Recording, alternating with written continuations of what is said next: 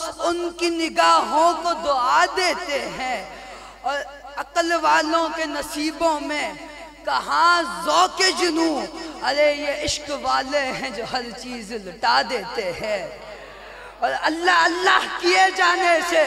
اللہ نہ ملے تو یہ اللہ والے ہیں جو اللہ سے ملا دیتے ہیں۔ محترم سامعین الحاضرین، آج کی اس روحانی، عرفانی، وجدانی محفل میں جس موضوع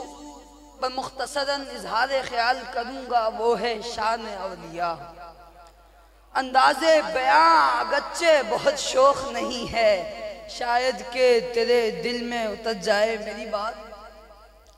محترم سامعین الحاضرین، جو آیت مبارکہ میں نے آپ کے سامنے تلاوت کی، اس میں رب تعالیٰ اپنے مقرب بندوں کی شان کو بیان کرتے ہوئے ارشاد فرما رہا ہے کہ بے شک جو لوگ میرے قریبی ہیں،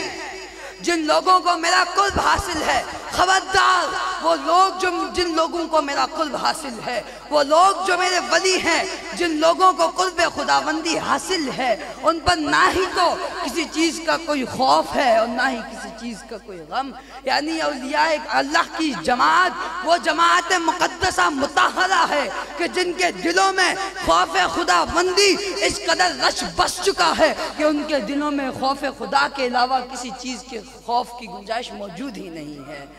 اور ہو بھی کیسے کہ جو اللہ والے اتنی عظمت والے ہوں، اتنی شان والے ہوں، اتنی جلالت والے ہوں، اتنی شان و شوکت والے ہوں، تو ان کے دلوں میں کسی چیز کا خوف و غم ہو بھی کیسے سکتا ہے کہ جن کے بارے میں اقبال نے بھی کہا تھا کہ نہ تخت و تاج نہ لشکر و سپاہ میں ہے، نہ تخت و تاج نہ لشکر و سپاہ میں ہے، جو بات مد قلندر کی بارگاہ میں ہے۔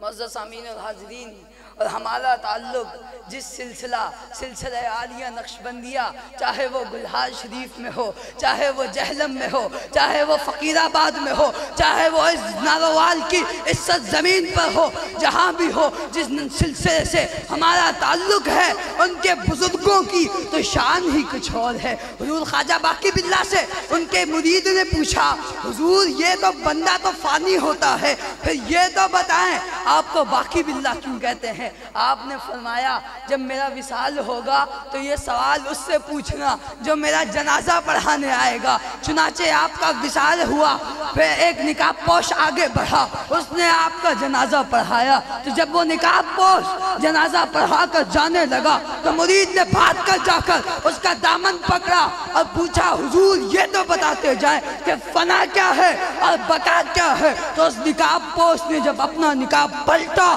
تو دیکھا وہ خواجہ باقی باللہ خود تھے۔ مرید نے پوچھا، حضور یہ کیا ہے؟ آپ نے فرمایا وہ جو لیٹا ہے وہ فنا ہے، اور یہ جو پڑھا کر جا رہا ہے یہ بقا ہے۔ معزز سامعین الحاضرین، انہی اولیاء اللہ کی جماعت کے بارے میں حضور علیہ السلام کا ارشاد نامی قدر ہے کہ آقا علیہ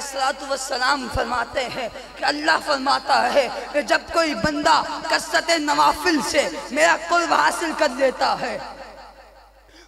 جو قرب خداوندی حاصل کر لیتا ہے، فرائض کے بعد، فرائض کو پورا کرنے کے بعد کثرت نوافل سے میرا قرب حاصل کر لیتا ہے، تو میں اس کے کان بن جاتا ہوں جن سے وہ سنتا ہے، میں اس کی آنکھیں بن جاتا ہوں جن سے وہ دیکھتا ہے، میں ان کے ہاتھ بن جاتا ہوں جس سے وہ پکڑتا ہے۔ یعنی جب اللہ کا بندہ رب تعالیٰ کا قرب حاصل کر لیتا ہے تو اس کی شان کچھ ہی ہوتی ہے کہ پھر آنکھیں اس کی ہوتی ہیں، بصارت خدا کی ہوتی ہے، کان اس کے ہوتے ہیں، سماعت خدا کی ہوتی ہے، ہاتھ اس کے ہوتے ہیں، پر طاقت خدا کی ہوتی ہے۔ اسی لیے کہتے ہیں نا کہ لوہا اگ نہ لگ کے اگ ہوئے، پھر کیوں نہ بندے مومن وچ رب ہوئے۔